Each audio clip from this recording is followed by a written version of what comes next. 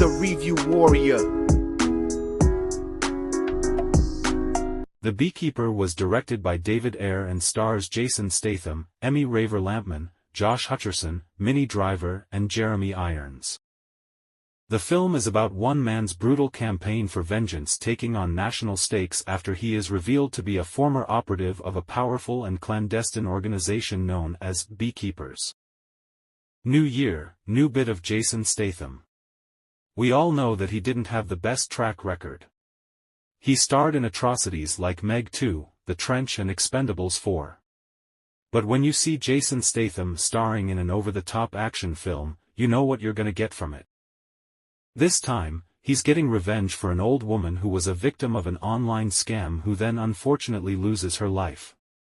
And this film was so much better than what we got from Statham last year. I'm just gonna get into Statham now.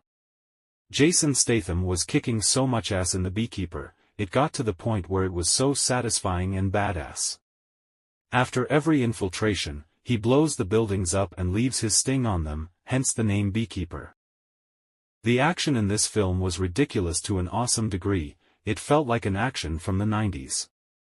Films like Con Air or Face/Off. It was ridiculous badassery. We have a good cast too, including the likes of Josh Hutcherson and Jeremy Irons. Let's all be honest here, this was a far better film for Josh Hutcherson than Five Nights at Freddy's was. He played this over-the-top cheesy villain, and once again reminded me of the classic 90s villain. Little bit like John Travolta in Broken Arrow. That kind of over-the-top. He's either drinking, vaping or smoking and just trying to get rid of Statham before he kicks more ass. There were some other villains at the online scams that were so cartoony and, the phrase used the most in this review, over the top. If this was meant to be the celebration of action films of the 90s, it definitely did that well. A hell of a lot better than Expendables 4 could ever do. As you all know, I hated that film with a freaking passion. With The Beekeeper, it also reminded me of the classic Arnie action romp Commando. Especially in the final battle when Statham is going all out in Hutcherson's mansion. When that fight was going down, that was the film that it reminded me of the most. Now, there was one glaring problem I had with The Beekeeper, as badass and silly as it was. The ending really bothered me. After the big battle, it was only on for another minute and a half and then it just abruptly ended. Like, nothing else. I was expecting a speech or something from Minnie Driver's character, but we didn't get it. It just really frustrated me, and it made me think that David Ayer ran out of time.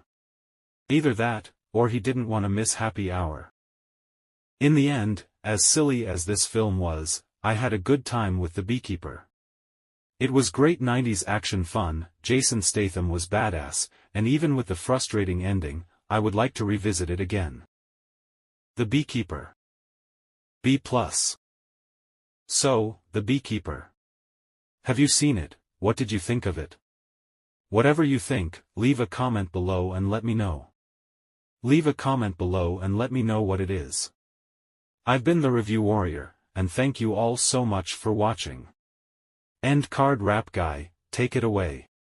Thanks for watching my review. If you have any ideas for reviews, comment below and let me know. See you next time on the Review Warrior. Also, if you like what you see, leave a like and subscribe. Thank you.